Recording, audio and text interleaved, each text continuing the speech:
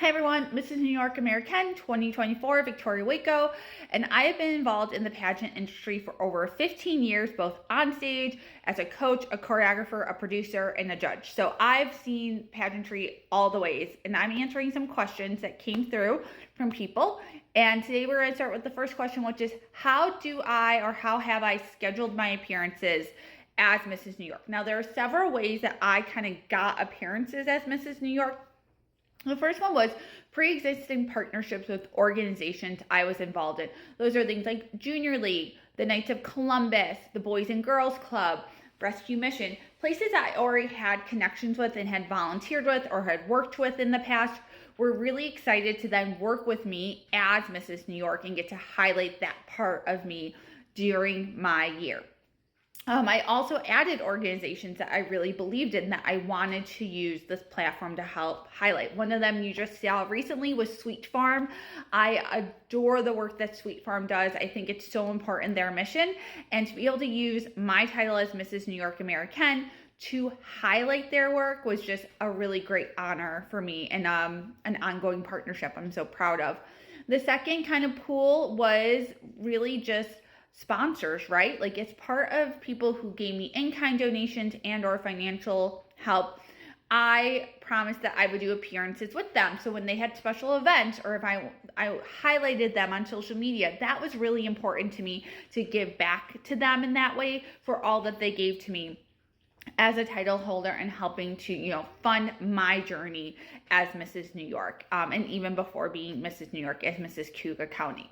So that was kind of the second pool of where appearances came from. The next kind of pool was something that I very much, as Mrs. New York, wanted to do, which was to highlight special things about New York. And you can see that in a couple of the different things I did. Sweet Farm also falls into this category. There are a very unique farm sanctuary that's very different than other farm sanctuaries. So very unique to where they are and why they're there. And I wanted to highlight that. Other examples of that was doing It's a Wonderful Life. That is such a wonderful festival that's so unique to New York because it's really, It's a Wonderful Life was based around the outward look of Bedford Falls with Seneca Falls. And so getting to highlight that was a really fun part of my year. And things like that. I will say there are some ones that I didn't get to do. I didn't have time to do. I didn't get on them soon enough to do that were kind of bummers for me that I didn't get to do this year, but I have started those connections. I'm hoping to highlight them, hand those to the next title holder to hopefully do something with if they have a passion like I do for really, highlighting New York at its finest.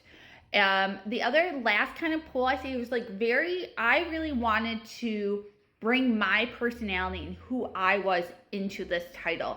And so that meant some of my appearances also. So examples of that are going to wrestling events.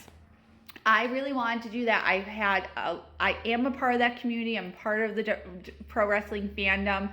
And so I wanted to use my title as a way to kind of merge two things that I loved, pageantry and wrestling. And I was able to do that in several different ways, which was so much fun, from being a special MC at a one-up wrestling show to refereeing for their first ever women's match, which was so exciting to get to do, to, getting to be at CollectorCon and doing a panel there and talking about this interesting little blend of me, which is, wrestling and being Mrs. New York. And, I have a Mick Foley thing coming up soon. I'm so excited to get to meet him.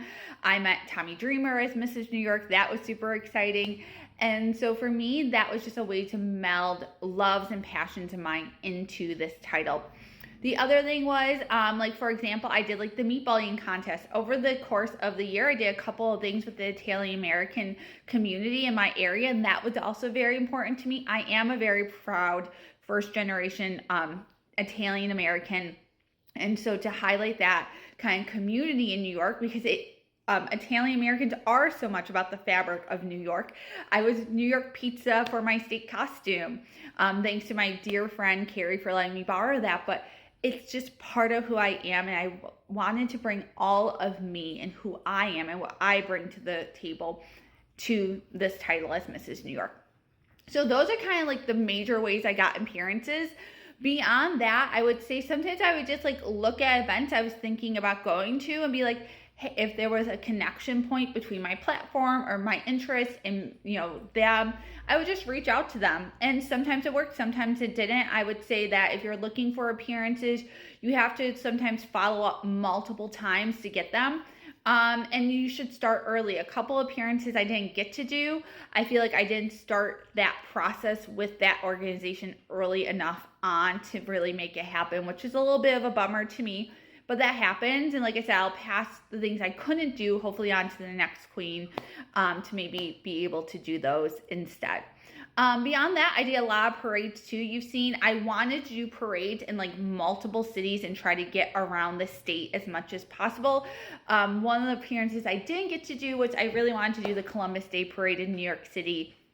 It just didn't happen this year, which is fine. But I hope that inspires you about how to get appearances and kind of examples of like things to look for. And I would say too, like, yeah, look for those unique niche things in your state that you can highlight during your year, because I think that's one of the really great honors of being a state title holder, is getting to do this. And I already have a couple that I wish I would have done that I hope the next title holder does, including doing something with the Lucille Ball Museum. Lucille Ball is from New York, fun fact, and also with the Wizard of Oz weekend, because again, the writer from Wizard of Oz is from New York. So more unique things about New York that I wish I could have highlighted for the year, but hopefully someone else can.